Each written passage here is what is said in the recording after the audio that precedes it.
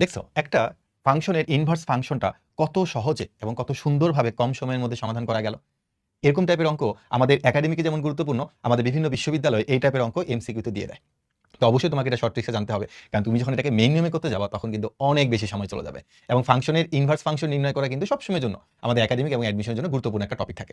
চলো আমরা যে কোনো ফাংশনকে আমরা ইনভার্স ফাংশনটা কিভাবে সহজে রূপান্তর করতে পারি সেটাকে একটু শিখে নিই। তো প্রথমে তোমাদেরকে আমি বলবো যে তোমরা যদি এই ফর্মেটে বা এভাবে যদি খুব সহজে তোমরা ইনভার্স করতে চাও, তাহলে প্রথমে তোমাকে এরকম ফর্মেটে সাজায় নিতে হবে। সেই ফর্মেটটা কি? দেখো, এখানে প্রথমে একটা ধ্রুবক আছে, তারপর চলক আছে, তারপর আবার কি আছে? ধ্রুবক আছে। বা তুমি সহগ চলক ধ্রুবক এভাবে চিন্তা করতে পারো। আবার দেখো, সহগ চলক ধ্রুবক আছে, প্লাস মাইনাস ব্যাপার না, প্লাস মাইনাসের জায়গায় মাইনাস মাইনাস যে কোনো কিছু থাকুক, চিহ্ন ব্যাপার না। বাট তোমাকে সহগ চলক ধ্রুবক এভাবে রাখতে হবে। যদি তুমি এভাবে রাখতে পারো, এরপর তুমি মনে রাখবা যে এই যে এ আর এই যে শেষে যে ধ্রুবকটা আছে, এদের তুমি হচ্ছে জায়গার পরিবর্তন করাবা এবং চিহ্নের পরিবর্তন করাবা। অর্থাৎ তোমাকে এখানে ছোট্ট একটা কাজ করতে হবে, সেটা হচ্ছে জায়গা চেঞ্জ। জায়গা চেঞ্জ। আরেকটা কাজ করতে হবে, সেটা হচ্ছে চিহ্ন চেঞ্জ করতে হবে।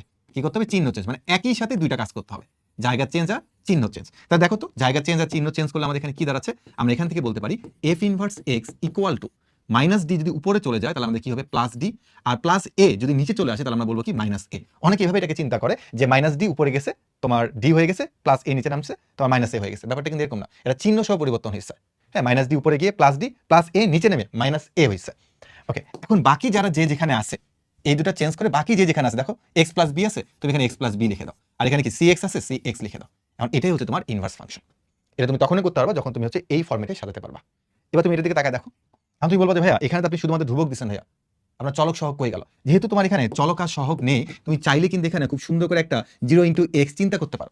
0 × x চিন্তা করার পরে এরপর তুমি বলতে পারো এই জিরোর সাথে আমি হচ্ছে এই ডিটাকে এক্সচেঞ্জ করবো। তাহলে আমার এখান থেকে এফ ইনভার্স এক্সটা কি দাঁড়াচ্ছে দেখো তো। আমার প্লাস ডি এখানে গেলে হবে কি বলতো? Minus D. আর জিরো নিচে আসলে কি হবে বলতো? মাইনাস জিরো হয়ে যাবে।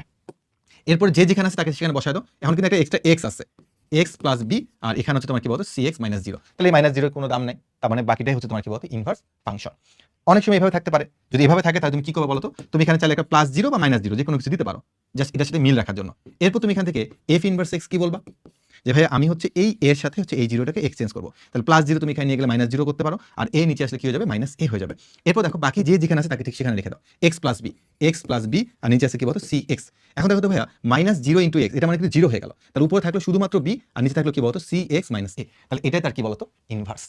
তাই চলো আমরা আরেকটা করার চেষ্টা করি। তোমাকে বলছে এটার কি নির্ণয় করতে হবে? এফ ইনভার্স এক্স নির্ণয় করতে হবে। তাহলে আমরা খুব দ্রুত এটা করার চেষ্টা করি। তো প্রথমে দেখবো যে এটা অ্যাকচুয়ালি আমাদের ফরম্যাটের মধ্যে আছে কিনা।